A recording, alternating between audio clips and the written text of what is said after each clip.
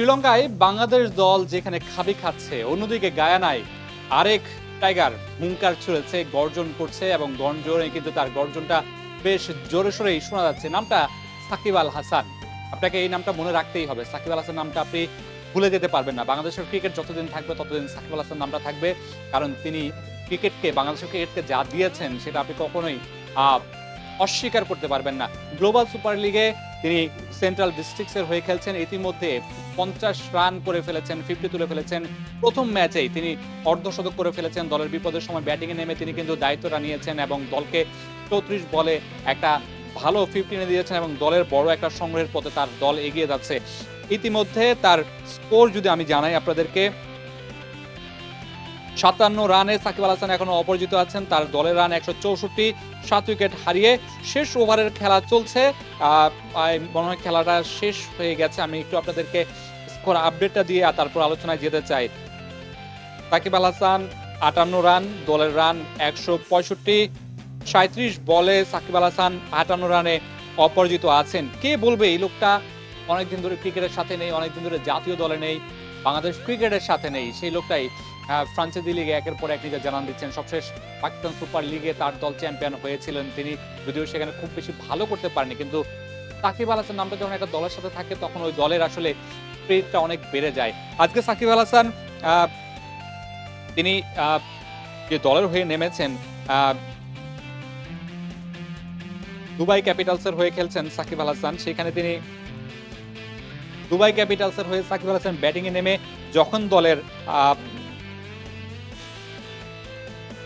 নিরোশান দিকওয়ালা 15 রানে ফিরে গেছেন, সিদ্দিকুল্লাহ আতাল 41 রানে ফিরে গেছেন, গুলবাদিন নাইব 1 রানে ফিরে গেছেন, খাদেম আলেন তিনি 3 রানে ফিরে গেছেন। আসলে মূল যে ব্যাটার আপনার টপ অর্ডাররা তারা ফিরে গেছেন, সেইখানে দায়িত্ব নিতে তো কেউ একজনকে, সেই দায়িত্বটাই অভিজ্ঞ সাকিব আল হাসান নিয়েছেন।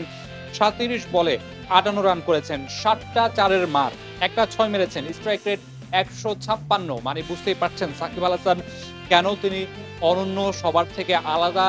সব সময়ে তিনি 22 গজে যখন নামেন তার দলকে পরিবর্তন করে দেন, প্রতিপক্ষকে ভড়কে দেন এবং আনপ্রেডিক্টেবল। তাকে আপনি কখনোই প্রেডিক্ট করতে পারবেন না, সেটা ব্যাট হাতে হোক এবং বল হাতে হোক। তার কিন্তু বোলিংটা এখনো বাকি রয়ে গেছে। সাকিব আল হাসান, আপনি যদি একটু সাকিব আল হাসানের স্মৃতিচারণটা করতে চাই, একটু আগের থেকে জানাতে চাই। সাকিব আল হাসান সবশেষ বাংলাদেশের হয়ে খেলেছেন ভারতের মাটিতে, দেশের মাটিতে সবশেষ টেস্টটা খেলতে চেয়েছিলেন দক্ষিণ আফ্রিকার বিপক্ষে। কিন্তু রাজনৈতিক আসলে কারণে, রাজনৈতিক সমীকরণে তার দেশে ফেরাটা হয়নি। তিনি দক্ষিণ আফ্রিকার বিপক্ষে সেই শেষ টেস্টটা খেলতে পারেননি। তিনি সেই টেস্টটা খেলে অবসর নিতে চেয়েছিলেন, সেটা আসলে হয়নি। সবকিছু মিলে সাকিব বারবারই বলছিলেন যে তিনি দেশে আসতে চান, দেশের মাটিতে খেলতে চান, দেশের হয়ে তিনি শেষটা করতে চান।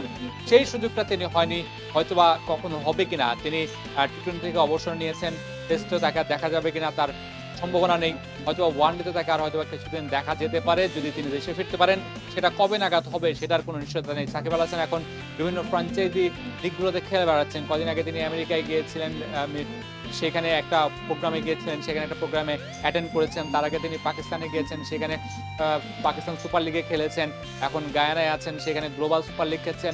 এরপরে তার আরও ফ্র্যাঞ্চাইজি লিগগুলোতে খেলা আছে। মানে সাকিব আল হাসান দেশের হয়ে খেলতে না পারলেও, দেশে আসতে না পারলেও তার ক্রিকেটটা কিন্তু বন্ধ নেই এবং তিনি কিন্তু বিশ্বব্যাপী ঘুরে ঘুরে ক্রিকেটটা খেলছেন। তার কাছে আসলে ক্রিকেটটাই সব। তিনি যে মাঝখানে রাজনীতিতে এসেছিলেন, রাজনীতিটা তিনি বারবারই বলেছেন যে রাজনীতিটা তিনি তার এলাকার যে মানুষ আছেন তাদের উন্নতির জন্য এসেছিলেন, কারো ক্ষতি করার জন্য না বা কারো কোনো দলের সমর্থন না। তিনি আসলে সাধারণ মানুষের সমর্থন, সাধারণ মানুষের জন্য কাজ করতে এসেছিলেন।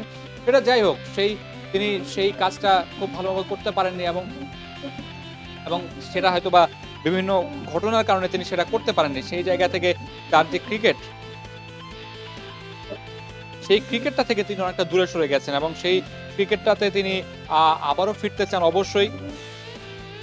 আমরা একটু সাকিবের যদি আজকের রানের কথাটা বলি,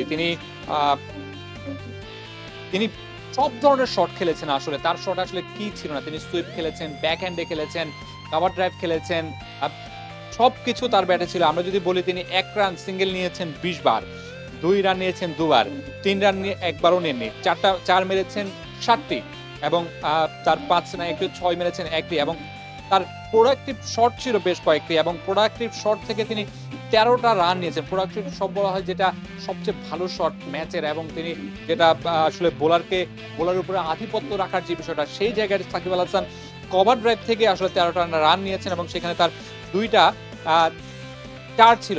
এবং একটা ব্যাটসম্যানকে আপনি কখন জাজ করবেন, তার ব্যাটিং কন্ট্রোলটা দেখে তাকে আসলে জাজ করা হয়। 89% সাকিব আল হাসানের ব্যাটিং কন্ট্রোল ছিল। তার মানে বুঝছেন সাকিব আল হাসান কিন্তু এখনো ফুরিয়ে যায়নি। বয়সটা খুবই মাত্রই সংখ্যা সাকিব আল হাসানের কাছে।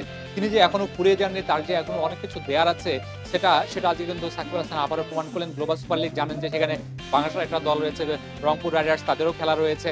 সেই জায়গায় সাকিব হচ্ছে অন্য একটা দলের হয়ে খেলছে এবং সেইখানে নিজেকে বেশ ভালোভাবেই প্রমাণ করেছেন। তিনি কিন্তু দুবাই ক্যাপিটালসের হয়ে আজকে প্রথম ম্যাচে মাঠে নেমেই, উদ্বোধনী ম্যাচে মাঠে নেমেই 58 রানে অপরাজিত ছিলেন 37 বল থেকে। এবং এটা কিন্তু সাকিব আল হাসান যে বার্তা দিচ্ছেন, তিনি যে ফুরিয়ে যাননি এবং যে তিনি যে এখনো কম্পিট করতে পারেন সবার সাথে তাল মিলিয়ে, এবং ইয়ংদেরকে থেকেও তিনি যে কোনো অংশে কম নয়। একটা সময় ছিল সাকিব আল হাসান অলরাউন্ডারদের র্যাঙ্কিং এ লম্বা সময় ধরে, রেকর্ড সময় ধরে 1 নাম্বার অলরাউন্ডার ছিলেন এবং তিনি ব্যাট হাতে বল হাতে বাংলাদেশকে লম্বা সময় ধরে সার্ভিস দিয়ে গেছেন। সেই সাকিব আল হাসান এখন বিশ্ব মাতাচ্ছেন। যেটা বলছিলাম যে শ্রীলঙ্কায় কিন্তু আজকে বাংলাদেশ দল খেলছে টি-20 সিরিজের প্রথম টি-20 খেলছে, সেখানে বাংলাদেশ দল যখন খাবি খাচ্ছে, হতাশা ছড়াচ্ছে, বাংলাদেশের মানুষ যখন ক্রিকেট থেকে মুখ ফিরিয়ে নিচ্ছে, তখন কিন্তু সাকিব আল হাসান দেশের বাইরে গর্জন করছেন।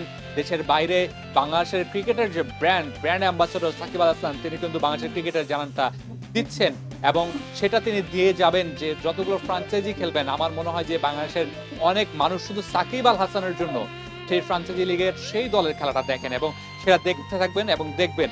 এবং সাকিব যে একটা ব্র্যান্ড, বাংলাদেশের ক্রিকেটের যে পড়তি বা ব্র্যান্ড ভ্যালুটা কমে যাচ্ছে, স্পন্সর আসছে না, সেই বিষয়গুলো কিন্তু সাকিব আল হাসানের নামের সাথেও জড়িত। সাকিব আল হাসানের না থাকাটা, কিংবা তামিম ইকবালের কথা বলেন, মুশফিকের কথা বলেন, মাহমুদুল রিয়াদের কথা বলেন, সবার কথা বলেন, কিন্তু সাকিব আল হাসান সবার উপরে নামটা থাকবে।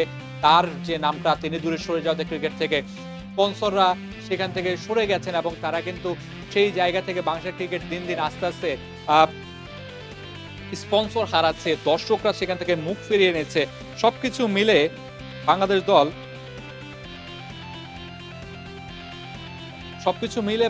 দল কিন্তু ক্রিকেট থেকে বাংলাদেশের মানুষরা যে মুখ ফিরে নিচ্ছেন, সেইখানে কিন্তু সাকিব আল হাসান থাকলে হয়তো এমনটা হতো না। সাকিব আল হাসান কে নিয়ে একটা পজিটিভ কিন্তু চিন্তা ভাবনা এখন যারা আসছে, যে নিয়ে এসেছেন বিসিবির সভাপতি তিনি বুলবুল, আমিনুল ইসলাম বুলবুল, তিনি কিন্তু সাকিবকে নিয়ে বেশ পজিটিভ। তিনি গণমাধ্যমের সংবাদ সম্মেলনে তিনি মিরপুরে বলেছেন, সাকিব বাংলাদেশের অন্যতম সেরা অলরাউন্ডার, আমরা আশা করব সাকিব যেন ফিট থাকে এবং ভালো ক্রিকেট খেলায়। মানে আমিনুল ইসলাম বুলবুল এসেই কিন্তু একটা পজিটিভ ভাইব দিয়েছেন সাকিব আল হাসানকে নিয়ে। তিনি চান সাকিব যদি আসে, কিন্তু সেটা আসলে রাজনৈতিক মেরুকরণের কারণে কতটা সফল হবে বা কতটা বাস্তবায়ন হবে সেটা কিন্তু দেখার বিষয়। তবে আমিনুল ইসলাম বুলবুলের কথা যতটুকু শুনেছি বা তার কাছে যতটুকু কথা হয়েছে, তত বোঝা গেছে সাকিব আল হাসানকে নিয়ে তিনি খুব বেশি পজিটিভ।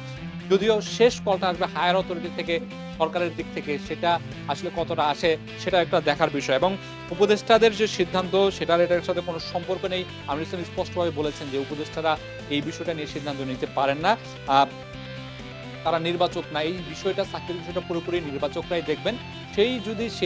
সেই মোতাবেক আগায়, তাহলে কিন্তু নির্বাচকদের হাতে যদি স্বাধীনতাটা থাকে, তাহলে হয়তো সাকিব আল হাসানকে নিয়ে পজিটিভ খবর আসতে পারে। কিন্তু দিন শেষে নির্বাচকদের হাতে সাকিব আল হাসানকে নিয়ে আসলে কতটা স্বাধীনতা দেয়া আছে, সাকিব আল হাসানকে নির্বাচকরা কতটা স্বাধীনভাবে সিদ্ধান্ত নিতে পারবেন, সেটাও একটা চিন্তার বিষয়। সেই বিষয়টা হয়তোবা আমিনুল ইসলাম বুলবুল সেটা হয়তোবা তিনি কথা বলবেন এবং তিনি হয়তোবা সরকারের সাথে সেটা নিয়ে যোগাযোগও করবেন। এবং